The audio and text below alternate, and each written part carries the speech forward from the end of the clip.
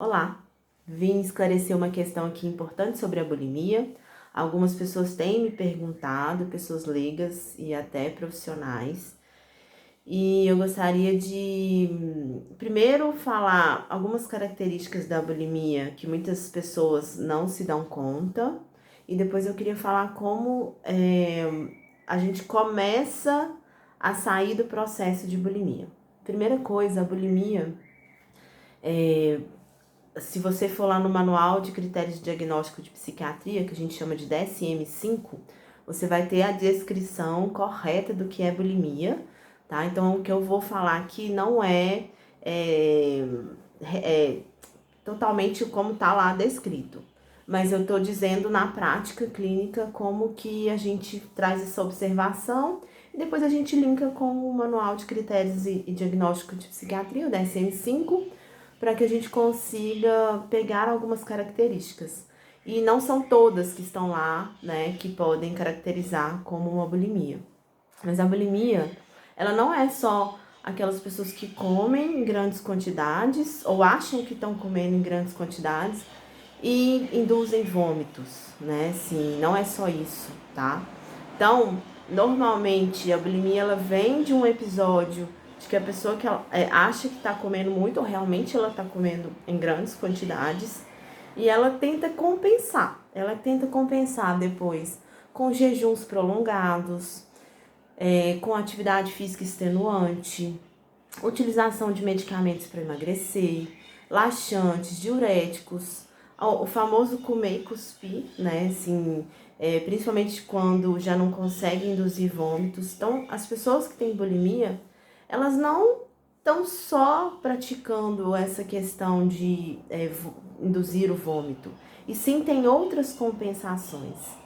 E aí as pessoas me perguntam, mas como que a gente começa a mudar esse processo? Primeiro a gente precisa trabalhar a questão do sistema familiar, a origem disso, por que que eu eu me rejeito, né? Por que que eu rejeito o meu corpo, por que que eu rejeito as minhas atitudes e quero imediatamente colocar isso para fora.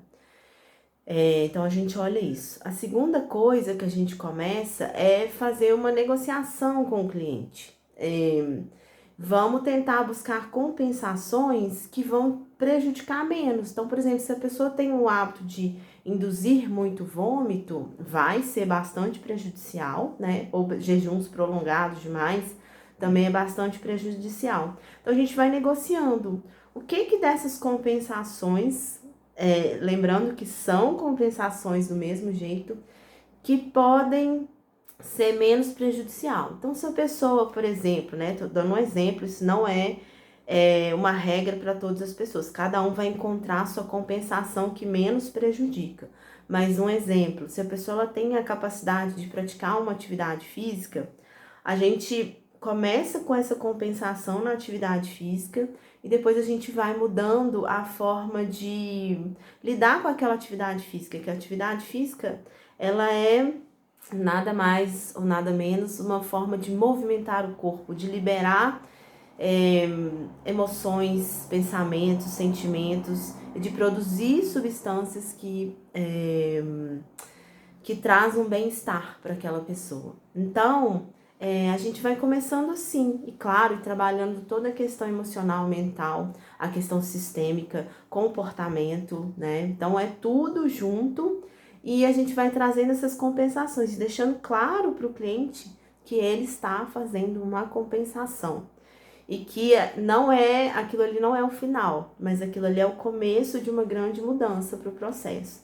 E que principalmente ela pare de fazer jejuns prolongados, porque ela sabe que isso vai gerar fissura e comilanças, né? Então, assim, para cada pessoa é uma escolha, mas a gente tenta trazer para aquela pessoa o que vai ser menos prejudicial.